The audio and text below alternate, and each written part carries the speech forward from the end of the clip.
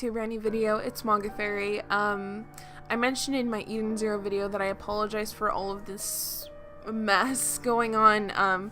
I don't have the camera today, I don't have my usual setup, but I do have my mic, so I'm going to try my best to do a review and recap of Attack on Titan chapter 109 and just go over a couple key points and a couple of my opinions on it. But of course, there's a poll in the top right hand corner for you guys to express your guys' opinions to me, because I feel like YouTube is a really bad platform when it comes to hearing the opinion of the masses rather than the creator.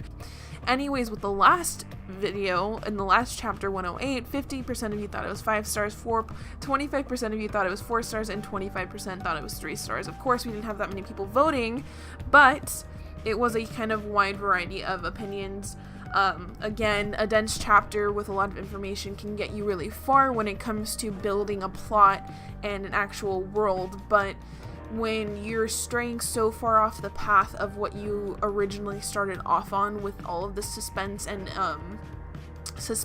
fear, action, and you're shifting to a completely different feeling in the story, it is kind of hard for your readers to continue liking the overall story because it's not what they signed up for, if that makes sense. But anyways, just to get into the couple things that I liked. So we start off with like a colored panel or cover to the magazine that Attack on Titan is actually published in. And there's a lot going on here. First of all, tell me, why does Mikasa look like Misa Amane from Death Note? With just black hair. Like, it... Fun fact about me, guys, I don't like Misa from Death Note at all, and I'm not even gonna get into why, because I don't want to spoil anything for anybody, but I think I'm gonna make a Death Note video in the coming up future, and boy, I know I'm like kind of late to it, because what was Death Note, like 9 years ago, but like, it's still relevant in my heart. Let's just talk about the fact of how lonely Eren looks in the background. Like, everyone else is over here. Like, even the depressed emo chick, Mikasa, is like in the group while Eren is over here. And I don't know if that's supposed to be like a little hint as to what's going on. But I mean, Reina's part of the team, so I don't know. I'm not going to read too much into it. But we start off with Gaby and Falco going to the farm. Gaby is still as Gaby as ever, doesn't really want to trust anybody, but we find out that the farm that they're actually at is the Browse farm, which is Sasha's family's farm. It's an orphanage that a lot of the people who lost or children who lost their parents back when the Titans attacked, they now live there and they take care of them, and they all sit down and they accept Gaby and Falco since they're runaways. They're technically like orphans. They don't really ask too many questions, but Gaby is like terrified sitting there with them. The woman puts her hand on Gaby's head and Gaby just like flicks it away. She's just, she's obviously terrified, and I understand that, but there's a certain point where, because I know Gaby and Falco were trained the same. Gaby was made out to look like the better warrior or the better soldier. And it is true, Falco does have that other knowledge of like how these Eldians can be with all of the experience he has with Eren, but that doesn't necessarily mean that he automatically trusts them either. So up to a certain point, I can understand how Falco is like a little bit more at ease with these people, but he's acting so mature in this situation, and Gaby is acting strictly on emotion, which, if you're physically and mentally trained to be a warrior or a soldier, even in the real world, your emotions can't get the better of you, and that's the first thing that she's doing here, and she has been for multiple chapters. So at this point, I do believe that Falco's the better warrior, and definitely was more deserving of the Attack Titan, because even though he's not as physically strong, his mental capacity is a lot stronger than Gaby's, and I feel like Gaby wouldn't be able to handle all of that stress and all of those choices in her mind, because she's obviously breaking right now. Then we move on to see the general with the girl from I'm blanking. I'm sorry. I don't have time to go look it up. But the woman who wants Mikasa to go back with her to the island, and they're talking about this aircraft that they have to get a look at the World Crusher, or the World Flattening Weapon, I'm sorry. But an aircraft? Like, where is all of this coming from? I know that they have, like, certain technologies. That's completely fine. And it doesn't look like a very, technical plane. But just, like, what the heck is going on? Like, Attack on Titan was, like, here, and walls, and, like, not that technical, and all of a sudden we're getting all this new stuff. Obviously, the world's opening up, and they're not as secluded, so there's gonna be more tech coming in. But it's just so weird to see, like, an aircraft in Attack on Titan, you know what I mean? Then we move to another great scene of the chapter, with Hanji walking through the crowd, and people are questioning, like, Hanji, what's going on? Like, are the volunteers who came over being captured? Like, what's going on? And we get to see the reporters come up to her that actually helped her expose the military police 4 years ago, and they're like, you have to tell us, you know, you told us that we always have to ask questions and to get the answers out of the government, you know?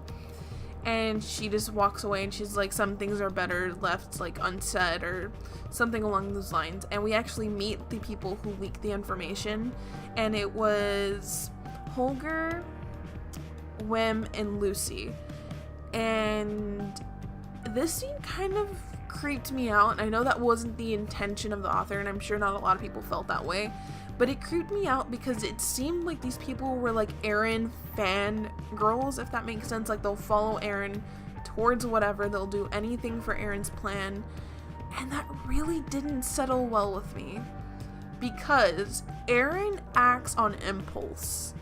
A world dictated by a person who acts on impulse is anarchy. It's absolute anarchy. And I know Eren thinks that he has the best of intentions, but that doesn't always work out. And that the fact that he's starting to have supporters working internally, and I'm sure that are working, like, outside, because we did see a couple people, like, saying, like, Eren saved us, whatever, like, it's almost like an occult, you know what I mean? And I don't know if the author's trying to give, like, us a hint at that, like, Eren's starting to gain supporters of his own. But that really doesn't settle well with me, and I'm pretty sure that's what Hanji even said at the end. Like, I do agree Eren did have, like, good intentions, but that's exactly why I can't let him go, and I can't let him do whatever he wants. Because if he feels that he has free reins over to do anything, that's gonna be scary. Eren does not really think things through, and even Mikasa knows that. Mikasa knows that for sure. Because then we cut to a scene with Lucy and Mikasa, and Mikasa's, like, taking her to her cell, whatever. But she's talking to her, and she's like, you trusted in Eren, like, you remember what Eren did for you, he saved your life, you stuck by him all of these years, you must agree with him. And Mikasa just tells her to shut up. And we get a flashback to Mikasa remembering, like, her first real encounter with Eren, when Eren's, like, stabbing the guy to death. And, see, I don't know what the author's intention of that was, but to me, it just felt like she kind of is thinking in her head just how impulsive, how driven, how eerily driven Eren is, and he'll flat out kill, no questions. You know, I don't know if it was that, or it's just her remembering, like, what he did for her. Like, he ruined his innocence to save her. I don't know. Let me know what you guys think. But to me, it read into, like, the fact that Eren's kind of crazy. Like, yes, he is the main heroine of the story, but, like, if you really, really think about it, he's fucking crazy. Like, he killed, what was it, three men without question, and he's done a lot of crazy things in the past, so I don't know, man. It just it's kind of scary. A lot of people are asking if Eren's gonna become, like, a villain. And, you know, I wouldn't put it past his character to, like, it feels like he's gonna come to a crossroads where he can either take one path and become a villain, or he can take the other path and remain a friend to humanity.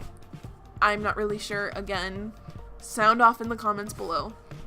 Then we move on to Commander Pyxis and Yelena talking, and he's sketching out this whole timeline of what he thinks happened. And basically, to sum it up, he thinks that Yelena and Eren met in private to discuss Zeke Yeager's plan, and she helped him execute said plan. And they detained her, and I think, again, fill me in on the information if I missed something. I do read a lot of manga. I think that they actually detained most of the volunteers that went to Paradise because they didn't trust them. And even though some of the volunteers may not have known it, the higher-ups might have had a different, plan as to what's going on. Anyways, Paradise doesn't trust them right now because obviously they had some shady stuff going on. At least I think so. Then we move on to this personally love scene with Gaby and Falco working on the farm, and a horse just comes down and chomps on her head, and I really like that part of the chapter. Again, I'm not a big fan of Gaby, but I understand her importance to the story, so let's not linger on that. Anyway, she's just, so scared and confused as to what's going on. Well, not confused, but, she's just confused on what to think. And her and Falco are talking about how she wants to escape and just leave and try to go back to Marley, and Falco's saying, we can just stay here for a while, lay low. Obviously, Marley's gonna come at some point because of what Paradise did. They're not gonna hesitate to come and completely destroy them, so let's just stay here on the farm until they come, and then we'll get rescued. At that exact moment, Kaya actually walks in, and they end up taking a break. And Kaya's just talking about, the attack that happened and why there's a bunch of kids here. And Gaby just turns to her and is like, well, you guys act like you did nothing to deserve it. And that starts up a whole conversation as to, what does she mean? Why is she saying these things? And Gaby's just going on and on about all of the terrible things that the Eldians did and how they took over humanity and they killed countless people and they deserve to be punished and die. And Kaya is just asking, where is all this coming from? Why do you think this way? And she actually reveals that she knows that they're from Marley because she overheard them talking in the forest about it.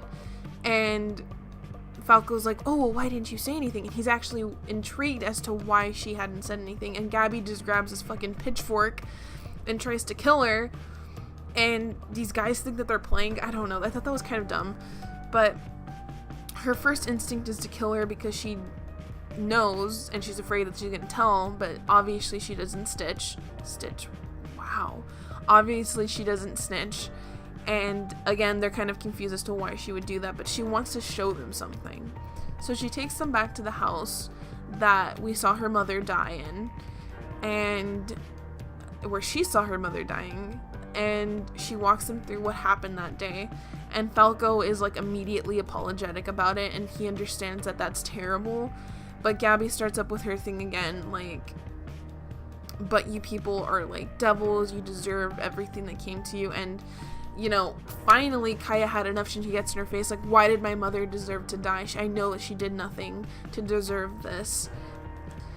It kind of shut Gaby up, not to the point where she's completely letting it go. She even asked Falco, why did you apologize for something that's their fault to begin with? And not my problem with this, but the irony of it all, to Paradise, wow, there's so many names.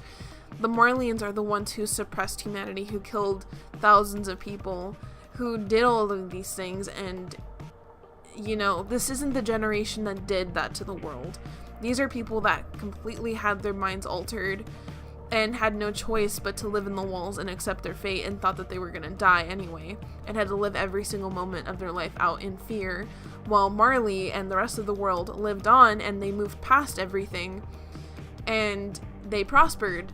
But instead of moving on and just leaving Paradise alone, they decided to attack and kill thousands of people. And the irony of it all is just, you say that Paradise is the bad people, which in some cases, yes, they were, but it's moved past that, and these are different people now, so technically you're the bad people killing off tons of people, so you deserved that attack on Marley. I don't like seeing people die, but it's like, it's a back and forth kind of thing. But then we get an explanation from Kaya as to how she escaped, and we talk about Sasha and how she helped her and how she thinks of her as a sister and how she just wants to be more like her sister. And I thought that was so cute and emotional, and I'm glad to see more emotion from Attack on Titan. So I'm actually going to give that chapter a 5-star. I actually really enjoyed it. It wasn't too information heavy. It actually was kind of short. It was long, but it felt short because we were getting actually really interesting bits and pieces here and there. So overall, great chapter. Let me know what you guys think in the comments, and I will see you guys in the next video. Bye!